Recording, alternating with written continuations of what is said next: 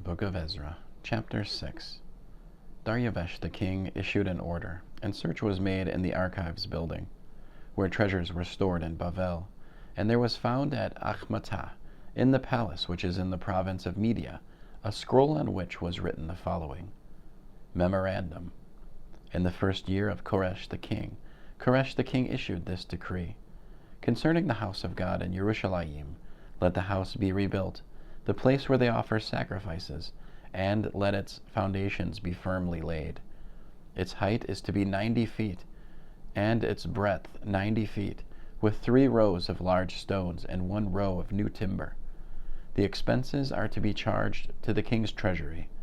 Also let the gold and silver articles belonging to the house of God, which Nebuchadnezzar removed from the temple in Yerushalayim and brought to Bavel, be restored and returned to the temple in Yerushalayim, each item to its place, and you are to put them in the house of God.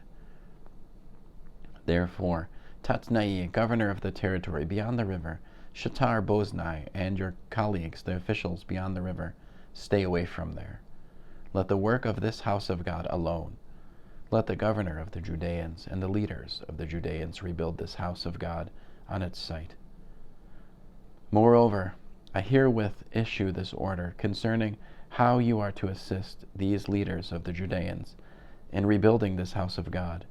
The expenses of these men are to be delayed promptly from the royal funds, from the taxes collected beyond the river, so that the work can continue.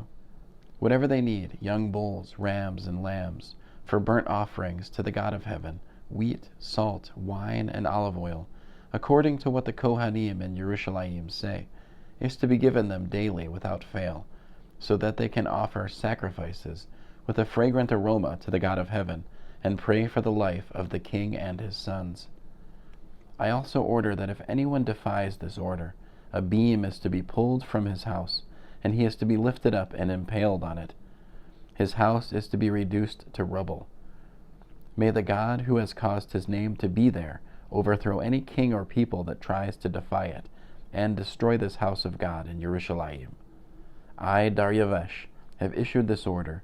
Let it be carried out to the letter. Then Tatnai, the governor of the territory beyond the Euphrates River, Shatar Boznai, and their colleagues obeyed strictly, because Daryavesh the king had given the order to do so. The leaders of the Judeans made good progress with the rebuilding, thanks to the prophesying of Haggai the prophet and Zechariah the son of Iddo. They kept building until they were finished, in keeping with the command of the God of Israel, and in accordance with the order of Koresh, Daryavesh, and Artaxshashta, king of Persia.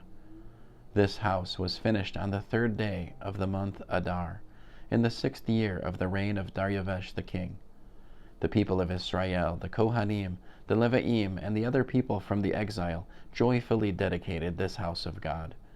At the dedication of this house of God, they offered 100 young bulls, 200 rams, 400 lambs, and as a sin offering for all Israel, 12 male goats, corresponding to the number of the tribes of Israel.